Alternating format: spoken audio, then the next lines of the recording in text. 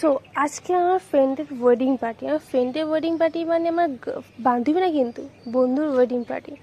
তুমি রেডি হয়ে গেছি, বের হওয়া বলে শাড়িটাও পরে ফেলেছি আমি। তো চলো বের হই। তো আমি চলে এসেছি ওদের বাড়িতে, যেখানে প্রোগ্রাম হবে সেখানে চলে এসেছি। তো এরপরে আমরা অনেক ফ্রেন্ডের সঙ্গে দেখা করলাম। এই দেখো আমার বন্ধু আর বন্ধুর বউ, কেমন লাগছে? ভালো লাগছে না? এরপর আমার স্কুলের অনেক পুরনো ফ্রেন্ডের সাথে দেখা হলো, অনেক আড্ডা মারলাম, সেলফি তুললাম। এরপর আমরা গ্রুপ ফটো তুললাম একটা বর বউয়ের সাথে।